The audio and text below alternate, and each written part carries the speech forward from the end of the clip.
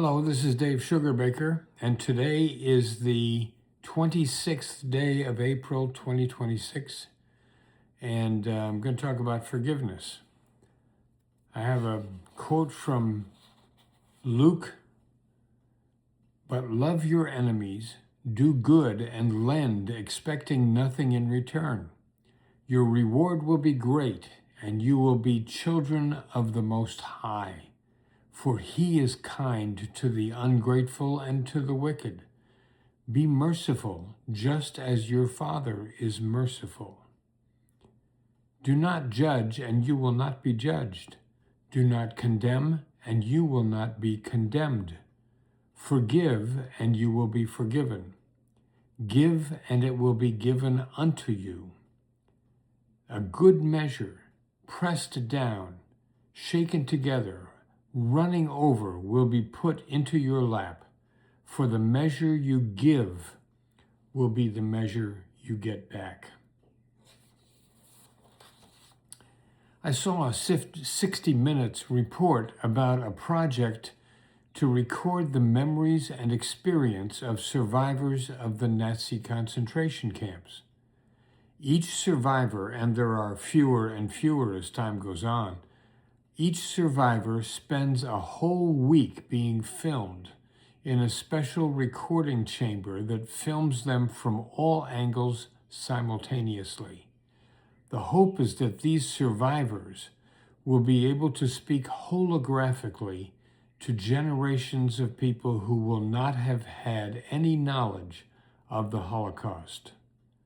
Each volunteer survivor spends a week relating what happened to them and recording their response to any questions the project people can think of. The project then uses the capabilities of artificial intelligence to digitize 40+ hours of answers so that a future interviewer can ask any question they want and receive an answer from the survivor. If the interviewer were to ask a question that wasn't addressed in the week of recording, the digitized Holocaust survivor simply says, "I can't answer that question. Will you please ask me another?"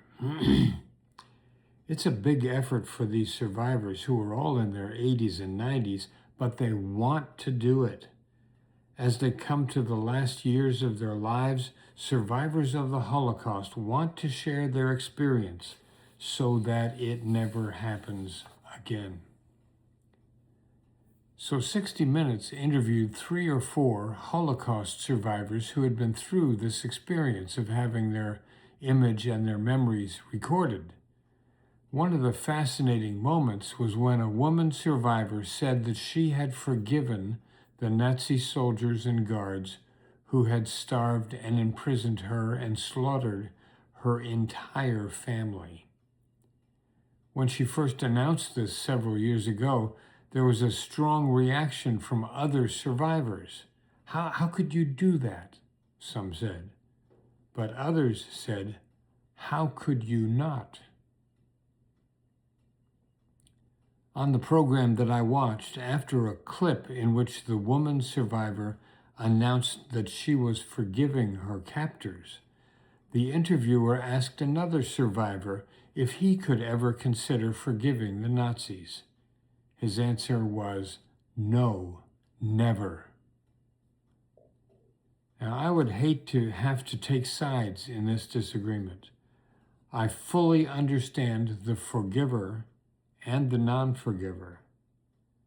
We as human beings are not all wired the same.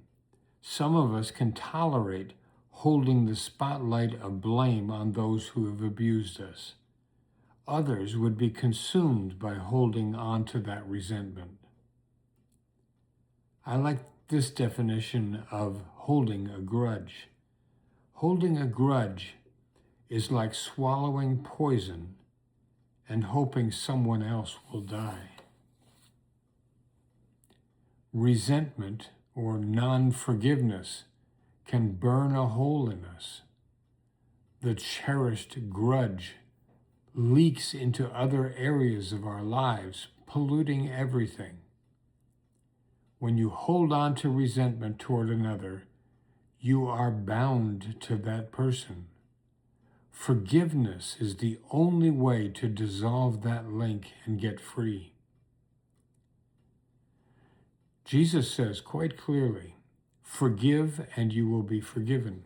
For the measure you give will be the measure you get back." When we forgive others their trespasses, our trespasses are forgiven. In the act of forgiving others, we experience forgiveness. If we really want to love, we have to learn how first to forgive. Forgiveness is a prerequisite to love.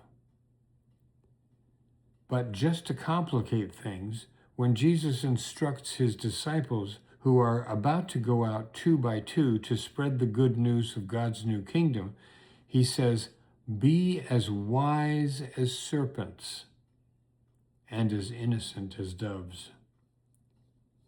Know evil, Jesus says. Recognize it.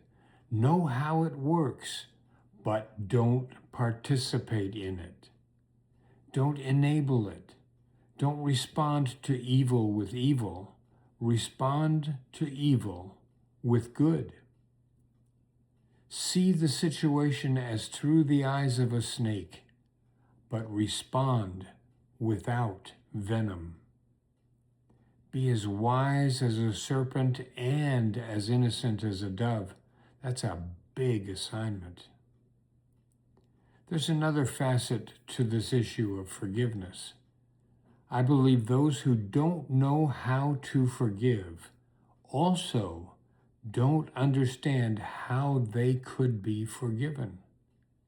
They carry a huge burden as they travel through life. Jesus puts it a little differently. Do not judge, and you will not be judged. Do not condemn, and you will not be condemned. But we have to learn how not to judge and how not to condemn.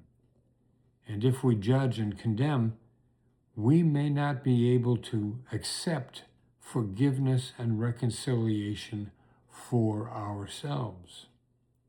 And that's a miserable place to live. Lastly, I want to quote Norman Cousins. Norman Cousins said, "Life is an adventure in forgiveness." I like that. God bless you. Thank you for putting in some time and listening to this. If you find value in it, I hope you'll pass it along. But in any case, thank you for your attention and the time it took to listen to this.